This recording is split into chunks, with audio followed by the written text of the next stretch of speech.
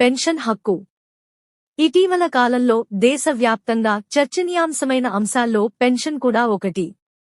కేంద్ర ప్రభుత్వం బలవంతంగా రుద్దుతున్న నూతన పెన్షన్ విధానాన్ని దేశవ్యాప్తంగా ఉద్యోగులు వ్యతిరేకిస్తున్నారు.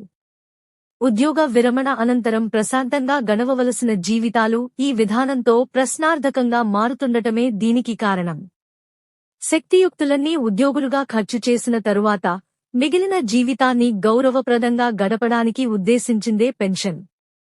అయితే అటువంటి పరిస్థితి నిజంగా ఉందా అంటే లేదు అన్నదే సమాధానం.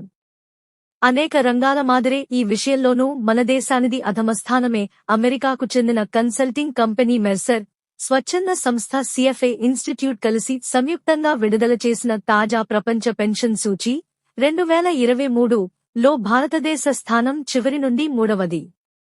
మొత్తం 47 దేశాల్లో ఆ సంస్థ సర్వే నిర్వహించగా భారత్ 45వ స్థానంలో నిలిచింది. 2022లో 44 దేశాలకుగాను మన దేశం 41 స్థానంలో నిలిచింది. అంటే గత ఏడాదితో పోల్చినా మన స్థానం మరింత దిగజారిందన్నమాట. ఇది సీనియర్ సిటిజన్లకు మనం ఇస్తున్న గౌరవం. ఈ వాస్తవాన్ని గుర్తించి మెరుగైన విధానాన్ని రూపొందించడానికి మన పాలకులు సిద్ధపడకపోవడమే విచారకరం. ప్రపంచ ఆకలి సూచీ రిపోర్టును తిరస్కరించినట్టే దీనిని కూడా మోడీ ప్రభుత్వం తిరస్కరించింది.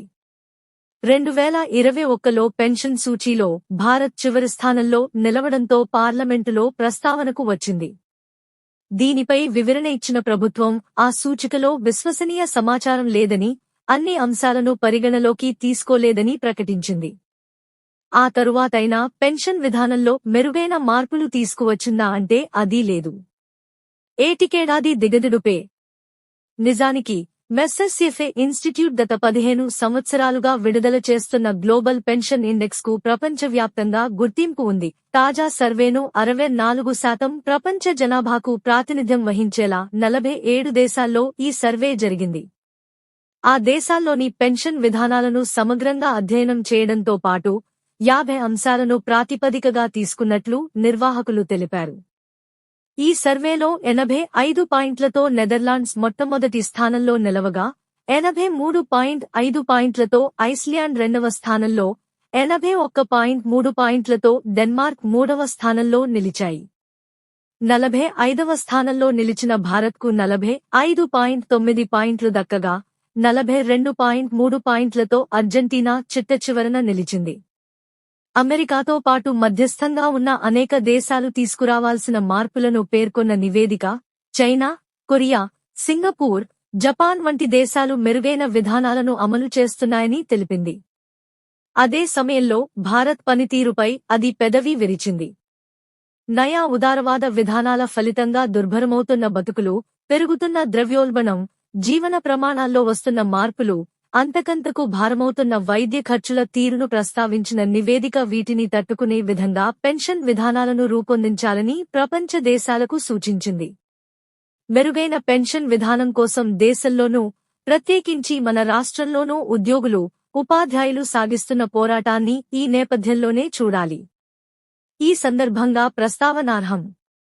ఉద్యోగ విరమణ అనంతరం గౌరవప్రదమైన జీవితం కోసం పాత పెన్షన్ విధానం కావాలని ఉద్యోగులు, ఉపాధ్యాయులు డిమాండ్ చేస్తుండగా రాష్ట్ర ప్రభుత్వం ససేమిరా అంటోంది. ఎన్నికల ముందు ఇచ్చిన హామీకి భిన్నంగా కంట్రిబ్యూషన్ విధానంతో రాష్ట్ర ప్రభుత్వం ప్రతిపాదించిన జీపీఎస్ ను వీరు తిరస్కరిస్తున్నారు. రాజస్థాన్, ఛత్తీస్గఢ్, హిమాచల్ ప్రదేశ్ వంటి రాష్ట్రాలు పాత పెన్షన్ విధానం అమలు చేస్తుండగా మన రాష్ట్ర ప్రభుత్వం మాత్రం సాధ్యం కాదని, ఖజానాపై పెను భారం పడుతుందని చెబుతుండటం విచిత్రం. ప్రభుత్వం అనుసరిస్తున్న ఈ మొండి వైఖరికి నిరసనగా యూటీఎఫ్ ఆధ్వర్యంలో రాష్ట్ర స్థాయిలో నిరవధిక నిరాహార దీక్షలు ప్రారంభమైనాయి. క్షేత్రస్థాయికి పోరాటాన్ని తీసుకుపోవడంలో భాగంగా జిల్లా, మండల స్థాయిల్లోనూ దీక్షలు చేపట్టనున్నారు. పాత పెన్షన్ విధానాన్ని అమలు చేస్తామన్న పార్టీకే రానున్న ఎన్నికల్లో ఓటు వేయాలని ఉపాధ్యాయ నేతలు ఇచ్చిన పిలుపు అత్యంత సముచితమైనది. గౌరవప్రదమైన పెన్షన్ ప్రభుత్వం ఇచ్చే భిక్ష కాదు, ఉద్యోగుల హక్కు అని నినదిస్తూ ఇటీవల ఢిల్లీలో భారీ ర్యాలీ జరిగింది. రాష్ట్రంలోనూ అంచెలంచెలుగా ఈ పోరాటం విస్తృతమవుతోంది. కేంద్ర, రాష్ట్ర ప్రభుత్వాలు ఇప్పటికైనా కళ్లు తెరవాలి. ఉద్యోగులు, ఉపాధ్యాయుల న్యాయసమ్మతమైన డిమాండ్లను పరిష్కరించాలి.